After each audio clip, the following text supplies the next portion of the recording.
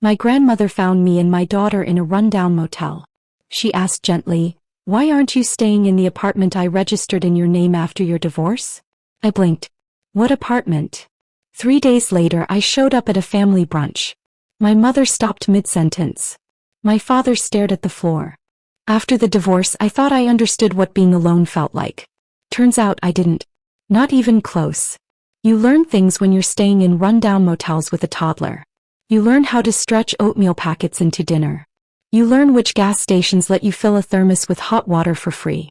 You learn to lie through your teeth when Mia asks why we can't go home. But mostly you learn who picks up the phone. Mine didn't. My parents said they were sorry to hear about the split, but things were complicated right now. My brother never called back. I figured my grandmother didn't even know. She was old school, handwritten notes, landline, still signed cards with warmly Edith. I hadn't seen her since Mia's first birthday. So when she knocked on our motel door I thought maybe I was hallucinating. I cracked the door open. She stood there like she didn't belong on this side of town, holding a bakery bag and looking past me into the dim, cracked room. Then she said it. "Why aren't you staying in the apartment I registered in your name after your divorce?" I blinked. What apartment? She didn't answer.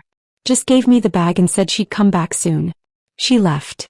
And I stood there holding a paper bag full of warm croissants with my daughter in a stained t-shirt behind me, and the words still bouncing in my head like an echo chamber. That night I didn't sleep.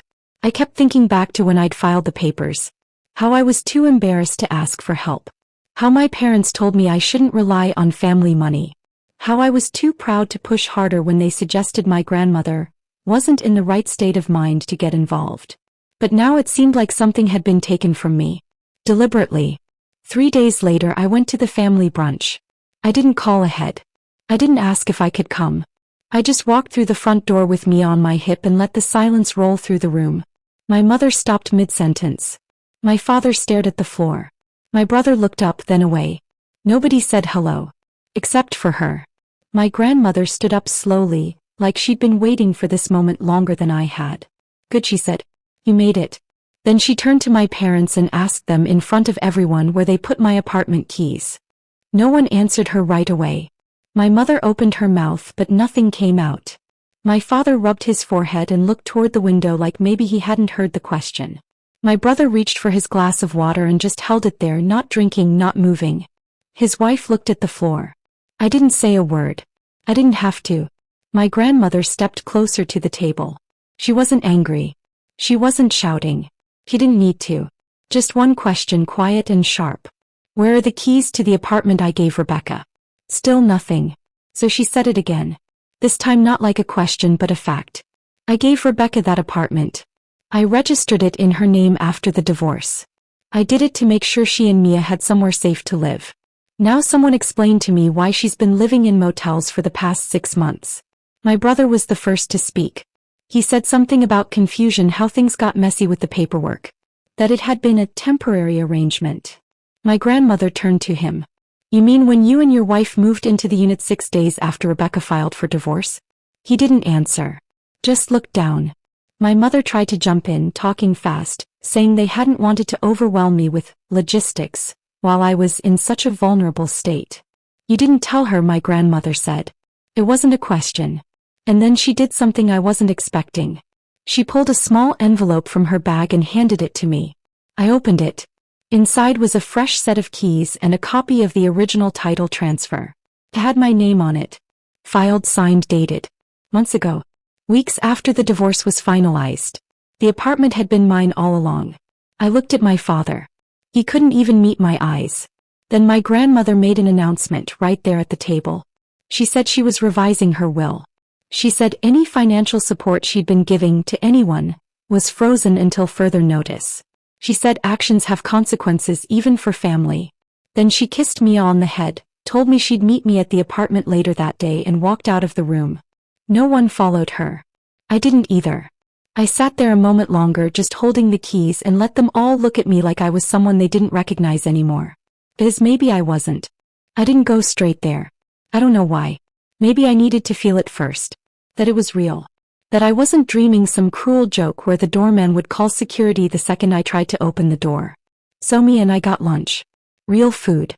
A place with menus and waitstaff and windows that didn't shake in the wind. I let her order whatever she wanted. She picked pancakes and fries. I didn't stop her.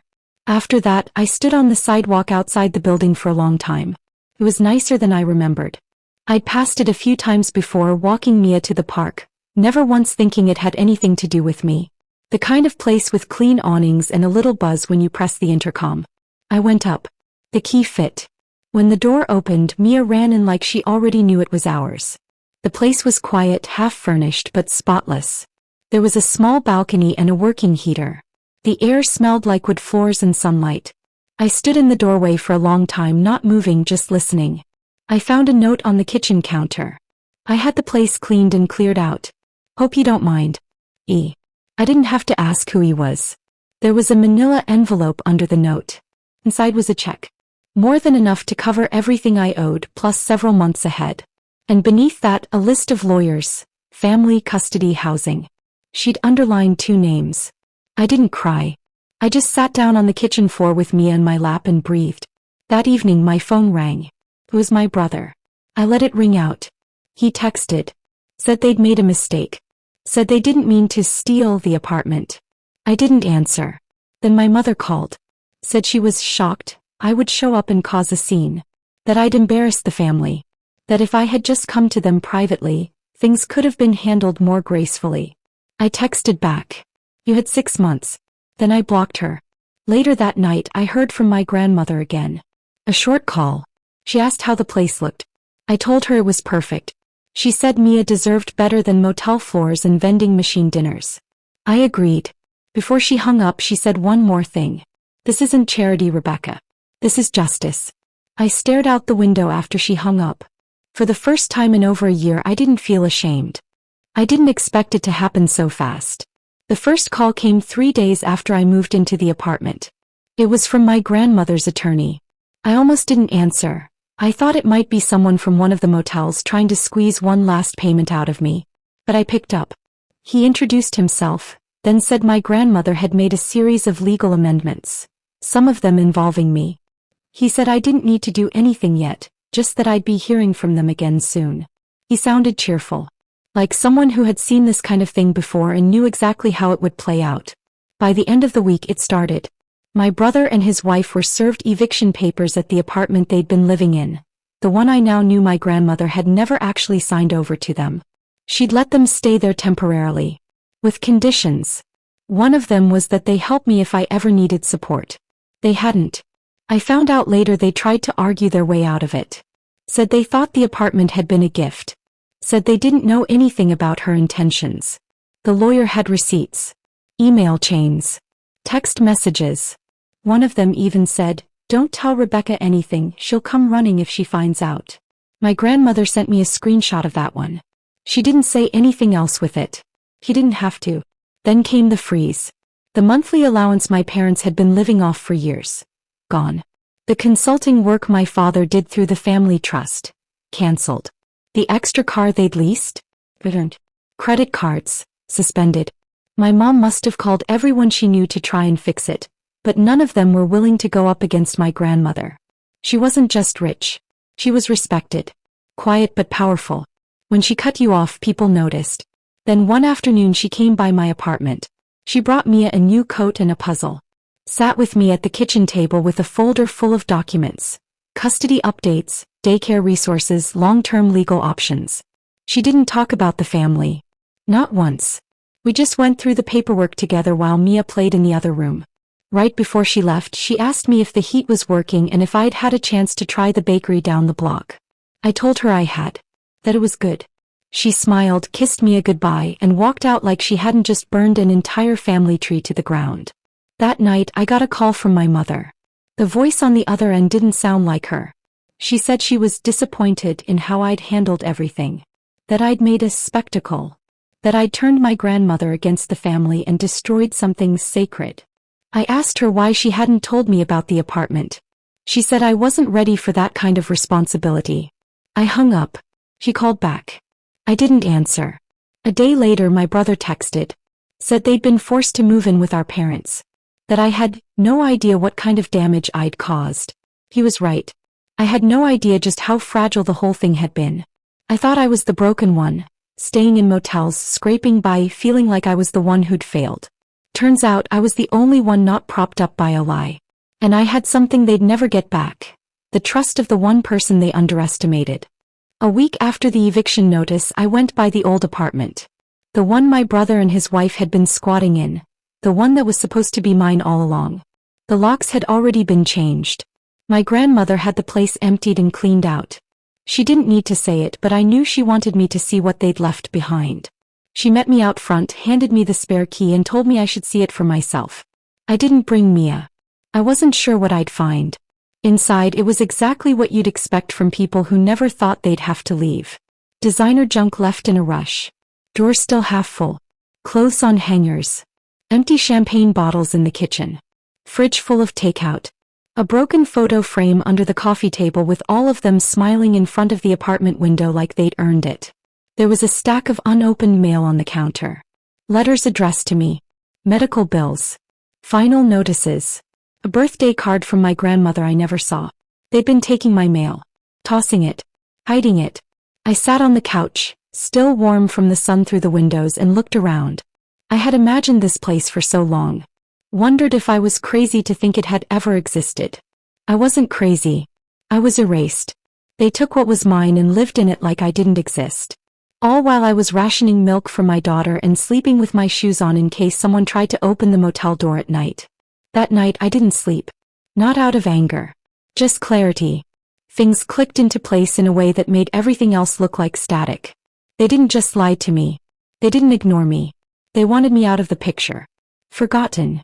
My grandmother called the next morning. You saw it? Yeah. Good. We'll be selling it. That money will go into Mia's name. She didn't wait for a thank you. Just said she'd talk to me soon. A few days later, I heard through someone at Mia's preschool that my mother was volunteering at the church thrift store. My brother picked up a temp job doing deliveries. My dad stopped showing up to the golf club altogether. No one said anything to me directly. No apologies. No explanations. Just silence. It was funny how quickly they disappeared when the money did. I started to feel something I hadn't in months. Maybe longer. Steady. It wasn't revenge. Not really. It was watching people fall off a pedestal they built with stolen bricks and realizing I never needed to climb it in the first place. Everything I had now was mine. And Mia's. And they couldn't touch a single piece of it. It was late fall when the letter came. I'd just come back from picking Mia up from preschool. She was laughing, talking about some clay animal she made in art class, and I was only half listening, watching her little sneakers leave leaf prints on the doormat. The envelope was sitting in the mailbox. Thick, cream-colored paper. My name written in my grandmother's tight, even handwriting. No return address. She never needed one. Inside was just one page. She wrote that the sale of the second apartment was complete. Every cent from the transaction had been placed into a trust. One that would belong solely to Mia. Not shared, not managed by anyone else. Locked until she turned 18 with every protection in place. Then at the bottom a single line. I gave them time to come clean. They chose silence. Now they get to live in it. No signature. Just that. I read it 3 times and folded it slowly like something sacred. Then I placed it in the drawer next to my bed. The same drawer where I kept Mia's birth certificate and the court papers that gave me full custody. My ex had stopped showing up to hearings. Stopped texting. When he realized I had legal representation and wasn't afraid anymore, he vanished. Just like the rest of them. And that became the strange, quiet theme of my life. They were just gone. No more calls from my mother. No more long voicemails dripping with guilt and revisionist history. My brother, who used to flood social media with vacation photos and hustle culture quotes, went completely dark. A distant cousin told me in passing that he was working nights at a storage facility and living with his in-laws. My parents apparently sold the house. Rumors circled around, money issues, a private matter, but no one asked them directly. Because no one in our family ever really asked anything directly. They preferred to act like nothing ever happened. But something had. And it left a crater in the middle of everything they built. Meanwhile, my life was getting quieter, fuller, slower. I found work. Nothing glamorous but steady. A small legal assistant position, part-time. Enough to cover what the trust didn't. Enough to breathe. Mia got a spot in a good public school. We had routines now. Grocery trips. Library afternoons. Weekends at the park. We weren't rich. But we weren't afraid anymore. There were hard nights, sure. Days I felt the weight of everything that had been taken from me.